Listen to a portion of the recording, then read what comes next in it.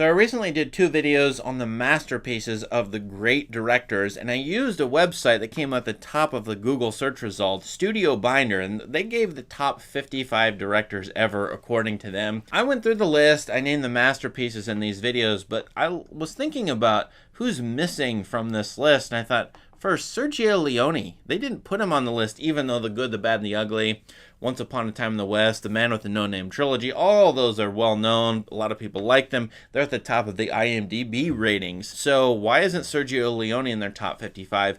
I got to thinking about what Studiobinder is missing, and I'm like, oh man, they're missing so many great directors.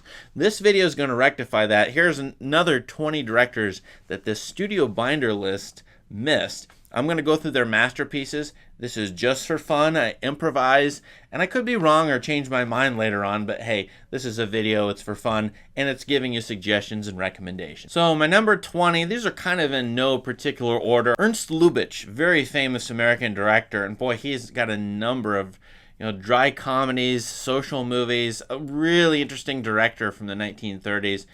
My favorite movie from him, I don't know if it's his masterwork, but it could be, is To Be or Not to Be. A really good semi-screwball comedy that I find is a lot of fun. I love movies about delusions and not hallucinations, but people tricking other people. And so that's my pick for Ernst Lubitsch, To Be or Not to Be. Number 19 is an interesting director, Michael Curtiz, who, a Hollywood director, did a great number of movies and has his name attached to a number of absolutely classic movies. There's always a question, though, is how much is he an auteur? These other people on the list seem to be more of an auteur. They put their visionary and personal individual stamp on movies.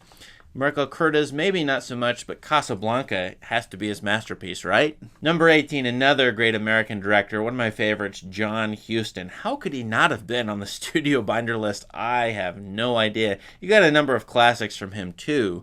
The Maltese Falcon, for example, The Man Who Would Be King. I think my pick for his masterpiece might be one of the best westerns, if not the best western ever, which is The Treasure on the Sierra Madre. Number 17, yet another great American director. How was he not on the list? Howard Hawks. Now, Hawks has such a wide range of really good movies. He worked in a number of genres, a number of styles.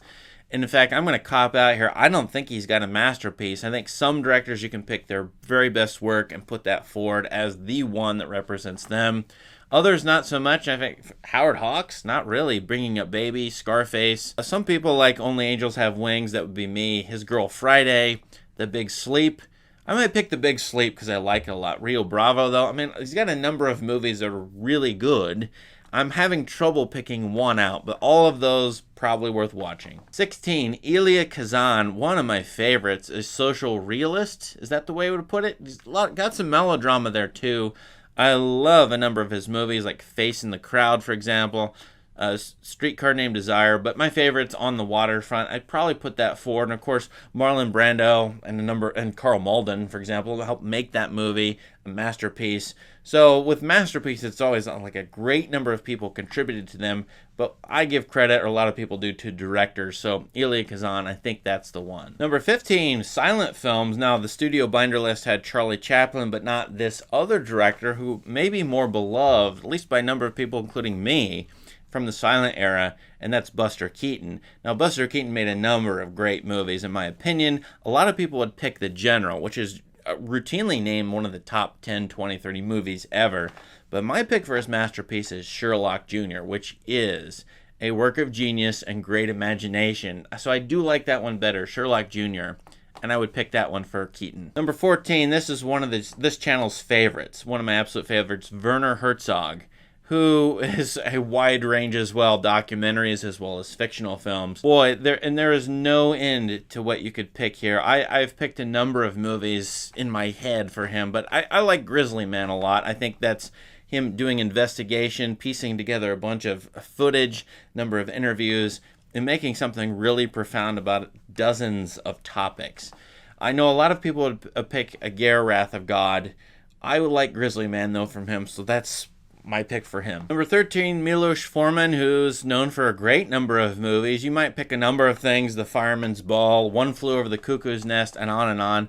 I pick Amadeus. It's a channel favorite by viewers, and I've watched that movie a lot. I really, really love that movie. It's the gift that keeps on giving for me. Number 12, Jean-Luc Godard. I have no idea what to pick here. I'm on record as saying my favorite of his is Alphaville, but it's probably some combination of 3 or 4 movies that he made in the 1960s. I think a number of people would pick Breathless, for example. That's not my personal favorite, but that might be his masterwork, given its influence, given the way it supposedly, a lot of people would say it changed cinema. So you'd probably pick Breathless. I think 2 or 3 things I know about her, that's at the top or near the top of the BFI list, but Alphaville, I really like that as a science fiction film, so it's probably one of those 3 for me as his masterpiece. Number 11, Jacques Tati, one of this channel's favorites as well. I've done a director video on him. I've done a number of videos. I think his masterpiece definitely, to me, is Playtime. It is a masterwork. Nothing is like it in film history, or nothing that I've seen. And I just really love that movie.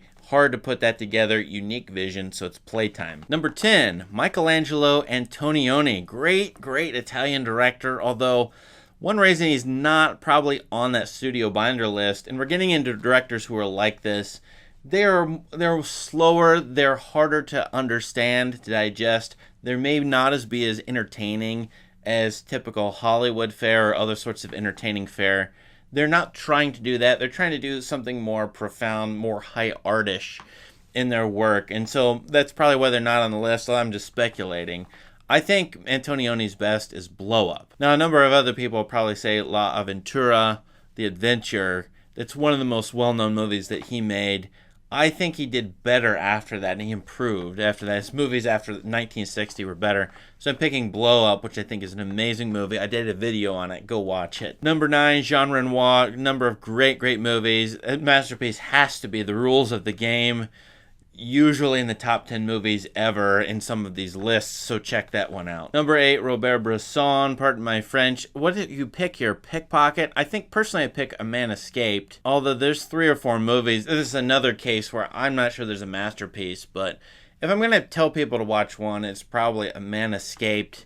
That may be the more audience-friendly one because of the prison break aspect to it. But let me know what you think in the comments, which one of his is the best or the masterpiece. Number 7 is Carl Dreyer. Now, I know a number of people have different answers here, but there is no question it's The Passion of the Joan of Arc. One of the great movies ever, great silent movie, greatest close-ups ever, and great, like, most emotional movie ever, especially with some of the modern music that's been put to it.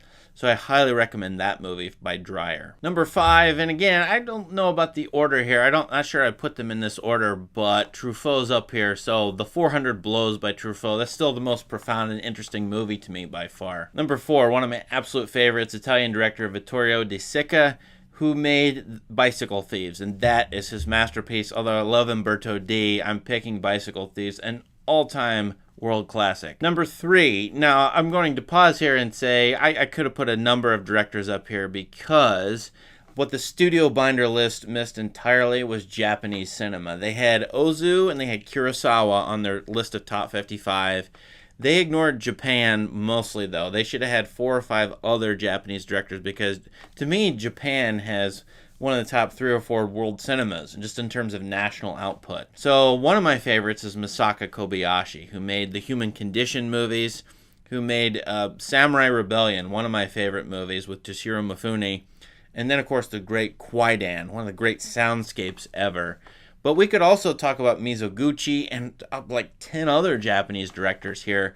So they should be added to the list for sure, and more consideration be given to them. Hey, how about Miyazaki? He's not on the Studiobinder list either. Why not? Here's my top 2 missing from the Studiobinder list, and this one I already mentioned in the video, and I can't believe they omitted him just because of his popularity amongst everybody. Sergio Leone, who of course did, all the westerns that you remember and recall, the good, the bad, and the ugly. I think his masterpiece is Once Upon a Time in the West. Once Upon a Time in the West is a great movie. Actually, my favorite western, or certainly one of the best ever.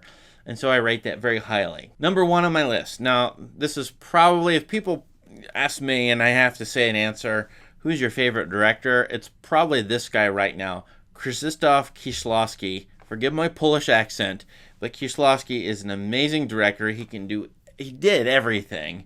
He's both popular in terms of being able to appeal to a wide audience. He's a humanist. He does high art. He does a number of great stories. He's a great storyteller, great visual artist, great soundscapes. Amazing director. Now, if I were to cheat, I would pick Decalogue, which is 10 one-hour movies in an anthology. The Decalogue is Kieslowski's masterpiece. If I had to pick one of those, maybe it's Decalogue 1 or Decalogue 6. The others of his are great too. The Three Colors trilogy, for example, Blind Chance. I might pick Red. I know a number of people actually like Blue from the Three Colors trilogy, but Red, I don't think he's got a masterpiece in. I'm talking myself out of this one, so I'm going to have a cop-out here. I think it's Decalogue as the masterpiece, though, for Kieslowski. Now, I missed a number of other directors I could have put on my list that are missing from the Studiobinder list. I wonder who else you would name, what their masterpieces are, and if you think I got something wrong or right in this video, let us know. I'd love to hear from you. Remember, this video is just for suggestions, recommendations for people to get into a director or particular work. There's so many great movies to watch. You might as well spend your time with them. And this list is one way to start with that. Thanks for watching. Please subscribe to this channel for more great content. Have a great day.